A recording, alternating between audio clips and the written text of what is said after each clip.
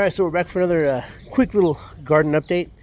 It is now February the 12th, and if we come down here, I was talking about the experiment to see if anything will grow in this dirt or if I have to dig it all up and replant it, put dirt in. But if you can see right here, now if you just follow the way up, you're going to see a whole bunch of similar leaves sprouting in a straight line. So the fact that this isn't a straight line, I think that would indicate that that is seeds that I actually planted, because they're not growing sporadically. Now it is just the first row. As they get larger and if more rows grow in, more of the rows start filling out and sprouting, then we're definitely going to know for a fact. We still got some of these stupid weeds we got to get out, but pulling weeds is always part of the process. But I think that knowing that if we can grow stuff in here, then then the next step is going to be, I am going to put some soil down in here. But the thing is I don't have to dig it all up. I don't have to dig it all up. Then that means that I can actually use the soil that's already here as kind of like a starter, and I can mix in some better potting soil into it, some better dirt into it, and then that way we'll be able to effectively grow pretty much anything we need right there. Granted, it's not a huge spot, but we'll be able to get some root vegetables, possibly some lettuce growing in there. It's large enough for to help out with the family. So I know right now we got a bunch of root vegetables growing over there. Plus, because they're gonna have to, the root vegetables will actually help break that soil up too, because as they move, they're gonna grow, they're gonna expand, and it should really help with the dirt, making it a lot better. And then of course, if we come over here, as we can see right here in our pomegranate, we are getting, it did freeze, so some of the leaves kind of fell back, but we do still have some green leaves growing on up in here, and it's just going to get warmer, and it's going to leaf out pretty nicely. Keeping it watered. I think we are well past the frost danger. Going to start leafing out, and then again in probably like a week and a half or so, I'm going to get some more soil. Oops. I'm going to get some more soil for the top of that. I put some of that dirt from over there in the bottom of this tire. Hopefully I'll probably pull some more dirt over there and fill in the bottoms of these tires with that dirt, so that I don't have to use all of the bag soil. Then of course we got our compost brewing over there in the gray tub. We're gonna get 2 more gray tubs over there, so we're gonna have a 3-year cycle going. And then but we're gonna be able to start getting this, like I said, in about 2.5 weeks. We're gonna go full, get this all planted out, get those planted out. End of February, a pretty good time to start getting all your seeds in the ground here in the desert. It doesn't get it gets hot, but it doesn't get super hot until probably around mid-July, beginning of August. That's when it gets really bad here, and we're super hot for about a month. So that month is going to be kind of like the hard part. That's where hopefully if I get these plants growing soon enough, we'll get a good harvest before mid-July and that intense heat hits. And then we can go back and we'll be able to do like a whole nother a whole other set of root vegetables over here. By then I'm going to have that completely fixed. So because we got some going right now, we're going to work on getting some dirt and getting it, the soil broken up really good. Hopefully get rid of as much of the weeds as possible. Hopefully I'll get the blackberry. Hopefully I'll be able to pick up the blackberries later on this month, at least 4 of them, and we'll spread them out. We're gonna equidistance from, we're gonna come in a little bit, and then we're gonna spread them out 4 along that back row. Pretty good. And then we can have a nice little blackberry farm right here, so we can get ours in there. Though I do have to look about the roots, because You know, I don't want blackberries popping up all over here, but if I can keep them along that edge there and keep them out of this right here, then we'll be all right. Although, you know, if I get a shoot up, I'll just trim it off. You know, I won't let them grow. I'm not gonna let them take over the spot. But hopefully by this time next, that's gonna be just flourishing. You know, we'll have the blackberries, you know, and then we're gonna have our actual garden put in there. So, you know, full of roots and leafy green vegetables. And then as it dies back, you know, when it gets, you know, like that July time frame, you know, hopefully we'll be able to get a couple patches going.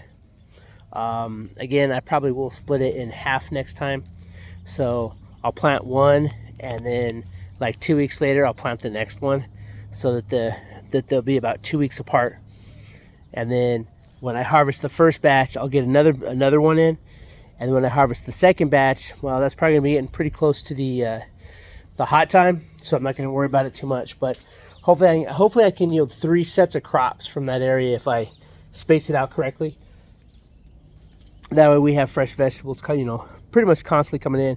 And then after the heat wanes in mid to late September, then I can probably get like another 2 or even 3 crops out of that, because it doesn't get too hot here. It doesn't get too cold here until like late December, beginning of July. We didn't get our first freeze until after July. So hopefully we'll be able to get that going. There are some small sprouts in the Swiss chard, but they're very small. Can't really hardly see. You have to like really look. So we're gonna hold off on that update. But all in all, we are looking pretty good in the aspect of stuff is growing. Hopefully it's the stuff I planted. We'll know after they start leafing out, because once they start leafing out more, we'll be able to identify them a lot easier. And you know, but they are growing in a straight line, and then as those other rows start sprouting, then we're gonna know for sure. So but that's just a quick little update. That's where the garden's going right now. So we are getting everything going fast this year.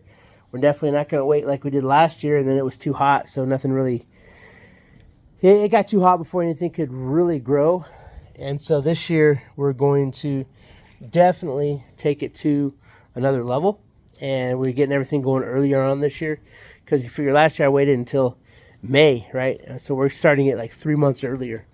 So we got these root vegetables growing. We'll get some leafy green vegetables. We got the Swiss chard growing. And the nice thing about chard is once it's growing, you know, you can break off the outer leaves and eat those, and then that stuff will keep growing. So it's kind of like one of those, and it's frost and drought tolerant. So and unless it gets too hot, like they'll probably bolt like the end of July. It'd probably be hard to keep them from going to seed. But that's right, because if I get, you know, several months of food out of them and then they go to seed, I'm gonna need the seeds anyway so that I can start them again. So that'll be just one of those, you know, things that ideally, when you're planting annuals like this, that, you know, you plant them but they don't grow back, you have to replant the seeds, which is, it's a lot of work. It's not as good as perennials that you plant once, then you just harvest them year after year after year. The blackberries will be like that, you know, they'll just keep coming back year after year. You know, trees, you know, they keep coming back year after year. Root vegetables don't do that. So at some point in time, you know, and if you have a good healthy batch of, you know, Swiss chard, you have a good healthy batch of carrots, radishes, turnips, whatever it is, you want some of those to go to seed so that you can harvest the seeds, so that next year you plant your produce is something that you can trust. You know, it tastes good, you know, it's going to keep growing back, and then those seeds are going to be viable the next year. And so that's why you need to get, you know, heirloom, preferably nothing that's been messed with scientifically, because you want, you know, like the pure plants. And that's what we're hoping for here. We bought allegedly heirloom non-GMO seeds, so that hopefully these seeds will yield us more product, you know, next year. And then we get that cycle going, so that every year we have fresh seeds to plant. And so the seeds aren't going bad. They're not, you know, well, I'm not going bad, but, you know, they're not, you know, the germination rate is going to drop year after year after year. And so this way, hopefully, we have a good healthy harvest that we can keep planting over and over and over again. And then once the perennials start growing in, and perennials, yeah, whatever. But perennials are the ones that, you know. But once you know, like the trees start producing, once the, you know, that pomegranate is you know, putting out fruit, once the blackberries are putting out fruit, well then those, you know, we don't have to, we just have to maintain an upkeep, and we keep getting food in. And so, and that's something that we definitely want. There are some vegetables that do that, that I do plan on planting, but I want to get another raised bed growing, another raised bed in somewhere, preferably after we have like some of the trees growing. And then I want to start doing asparagus, because, you know, that asparagus just keeps coming back. And so, you know, you plant asparagus and you got food for several years. I think 10 years before they finally die out. So, but that's a good thing, because then you have, like, you keep up your garden, you keep it up, you keep it up, you keep it up, and then you're actually working a little bit less each year, because the more plants you have that yield fruit constantly, the better off you are.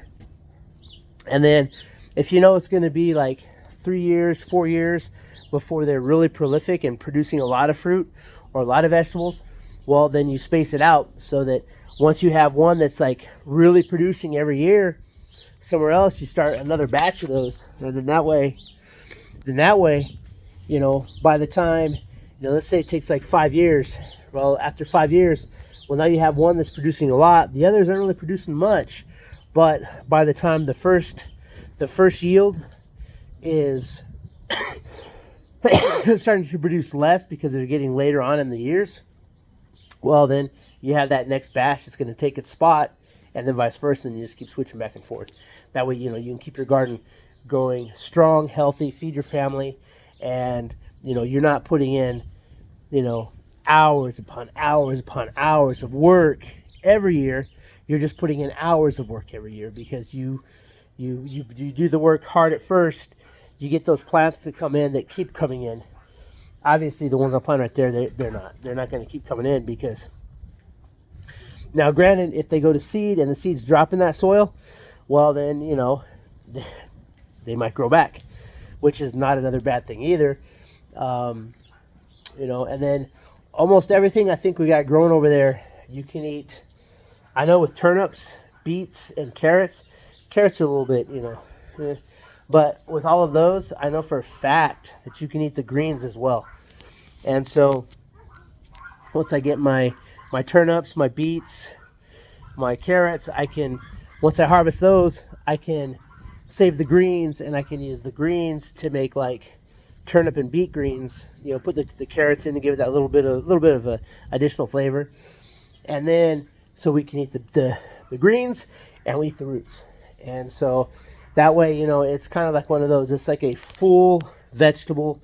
You know, you can eat everything from, you know, the top down to the bottom. So, and then of course, I do want some that I'm going to completely let go to seed. I may plant those in a separate location, you know, so like, you know, that way it's like, okay, these ones are not to eat. These ones are strictly for making more seed. And then that way we constantly have that, you know, and if you get, you know, several hundred seeds, you know, from a couple plants of carrots, let's say, all right, so now we have a couple hundred more carrots we can plant the next year. And then, you know, we harvest those seeds, plant the carrots, same thing, set some aside, you know, say, okay, we're not going to, there's 5 here, we'll let these go to seed. And now so you have that, you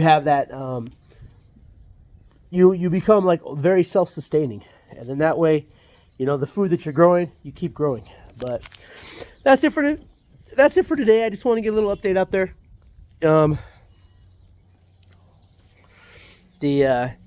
I think the 17th gear pack's supposed to get here. Barrel and blade, I have no idea. Brad's Journey already got his January supply drop. I'm waiting on mine. They said, oh, they were like, oh, obviously you're looking at, you know, an old unboxing, but yet it's the exact same stuff that says in the January, which I paid for. So I don't know. I'm waiting on an email back from them again. I don't know. They're kind of, I figure, you know, once it gets going, it'll be going, and then that'll be what it is. So, It's just lately it's been really backed up. So they're saying they're not getting shipped out to like the 14th.